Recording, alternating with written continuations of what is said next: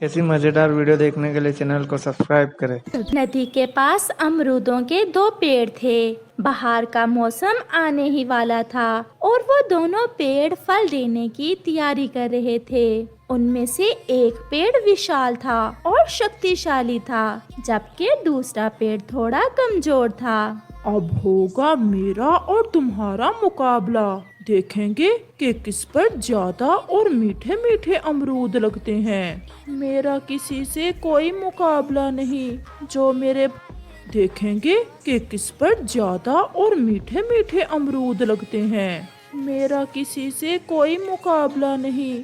जो मेरे भाग्य में होगा मुझे मिल जाएगा। डर गए? तुम्हारे लिए मुझसे डरना ही अच्छा है, क्योंकि तुम ठहरे एक कमजोर पेड़ और मैं विशाल और शक्तिशाली पेड़। सभी पक्षी मुझसे दोस्ती करेंगे, क्योंकि मैं बहुत जल्द उन्हें मीठे मीठे अमरूद जो देने वाला हूँ। जो पक्षी अपने घर से भोजन की खोज को निकलता, वो सबसे पहले उन दोनों पेड़ को देखने आता कि अभी फूलों से अमरूद बने हैं या नहीं। तोते भैया, बस कुछ ही दिनों बाद हमारे इन अमरूदों के पेड़ों पर अमरूद लग जाएंगे और फिर हमारी भोजन की चिंता खत्म हो जाएगी और हमें भोजन की खोज में घर से ज्यादा दूर भी नहीं जाना पड़ेगा।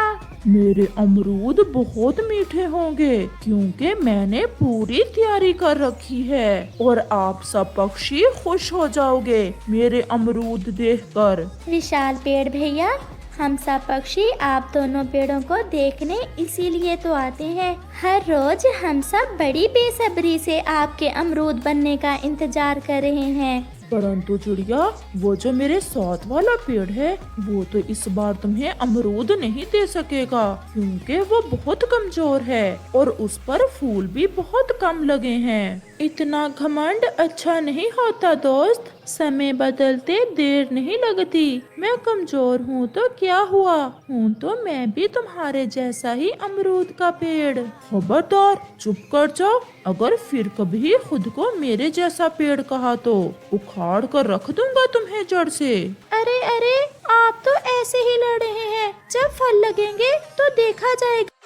समय गुजरता गया और फिर एक दिन दोनों पेड़ों के फूलों से छोटे छोटे कच्चे अमरूद बन गए। वाह वाह विशाल पेड़ जी, आप पर तो बहुत ज्यादा कच्चे अमरूद लगे हुए हैं। जब ये सब पक जाएंगे तो क्या शान होगी आपकी, और हर कोई आपसे दोस्ती करना पसंद करेगा। और मेरे साथ वाले पेड़ को देखो जरा, इस पर बहुत थोड़े अमरूद हैं। थोड़े जरूर हैं, परंतु मेरे अमरूद तुमसे ज्यादा मीठे और स्वादिष्ट होंगे, क्योंकि मैं हर समय अपने मन को खुश रखता हूँ और आप हर समय दूसरों का बुरा ही सोचते रहते हो। कौवा दोनों की लड़ाई देखकर बहुत खुश होता है। वो थोड़ा और मसाला लगाता है। चुप कर जा ओ कमजोर पेड़। अगर हमारे बड़े पेड़ जी को गुस्सा आ गया तो छोड़ेगा नहीं तुम्हें। ऐसे वो कमजोर पेड़ डर के मारे चुप कर जाता है। चिड़िया और तोता भी वहाँ आ जाते हैं। अरे पेड़ जी, आप क्यों रो रहे हो? मेरा पड़ोसी हर समय मेरा मजाक बनाता है। मैं कमजोर हूँ तो इसमें मेरा क्या दोष है। आज फिर कौवा और विशाल पेड़ मिलकर मेरा मजाक बना रहे थे। आप चुप कर जाएं, कमजोर पेड़ जी। हम अभी जाकर विशाल पेड़ से पूछते हैं। विशाल पेड़ जी, आप अपने पड़ोसी से प्यार से क्यों नहीं रहते?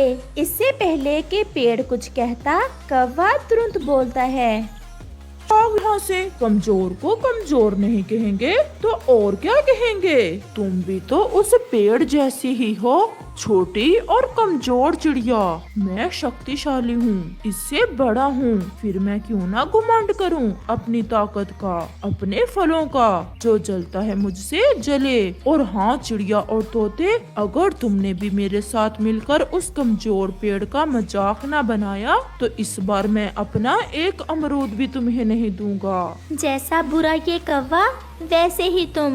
ऐसा कहते हुए तोता और चिड़िया वहाँ से चले जाते हैं। समय गुजरता गया और फिर एक दिन आसमान पर काले बादल छा जाते हैं। और मौसम बहुत खराब हो जाता है। मेरे पड़ोसी, मेरे दोस्त, आसमान पर गहरे बादल हैं और मुझे लग रहा है आज रात तेज हवा भी चलेगी, इसलिए हमें आज रात जाग कर गुजारना होगी और खुद को हवा के जोर से बचाना होगा।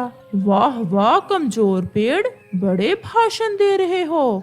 भाषण नहीं, मैं सच कह रहा हूँ। मेरे मम्मा पापा बताया करते थे कि जब फल लगने के करीब हो तो तेज हवा का मुकाबला करने के लिए रात को जागते रहना और अपनी जड़ों को मजबूती से पकड़े रखना, क्योंकि हमारे फल तेज हवा से गिर भी सकते हैं। क्योंकि तुम्हारे मम्मा पापा भी तुम्हारी तरह ही कमजोर होंगे। ऐसा कहते हुए वो विशाल पेड़ हंसने लग जाता है। रात हो जाती है और वो विशाल पेड़ गहरी नींद सो जाता है। वो तो ऐसे खराटे ले रहा था जैसे घोड़े बेचकर सोया हो।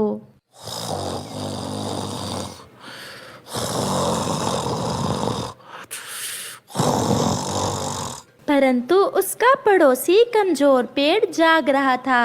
फिर तेज हवा शुरू हो जाती है। हवा बहुत तेज थी और उस विशाल पेड़ की डालियां एक दूसरे से टकरा रही थीं और वो आराम से सोया हुआ था, जबकि कमजोर पेड़ अपनी डालियों को मजबूती से थामे हुए था और वो खुद पर काबू किए हुए था। रात ऐसे ही गुजर जाती है और सुबह हो जाती है। उठो उठो पड़ोसी, देखो तुम्हें तुम्हारे घुमंड की सजा मिल चुकी है। आपके सारे ही अमरूद पकने से पहले ही गिर गए हैं। वो विशाल पेड़ भी उठ जाता है और अपने नीचे ढेर सारे कच्चे अमरूद देख वो बहुत दुखी हो जाता है। पड़ोसी, जल्दी से मुझे देखकर बताओ कि मेरे ऊपर कितने अमरूद बचे हैं। केवल एक अमरूद बचा है और वो भी छोटा है। फिर कुछ दिनों बाद सूरज की रोशनी और ठंडी हवा से उस कमजोर पेड़ के सारे अमरूद पक जाते हैं, जिन्हें खाने सभी पक्षी आ जाते हैं। देखा विशाल पेड़, आपने घुमंड किया और आपको आपके घुमंड की सजा मिली। परंतु वो घमंडी पेड़ तो ऐसे चुप था जैसे उसे सांप सूंघ गया हो। क्या मैं भी आपके थोड़े से अमरूद खा लूं? कौवा ऐसे कहता है तो वो कमजोर पेड़ मुस्कुराने लग जाता है। तो देखा दोस्तों कि हमें कभी भी घुमंड नहीं करना चाहिए, क्योंकि हमेशा गरूर का सर नीचा होता है।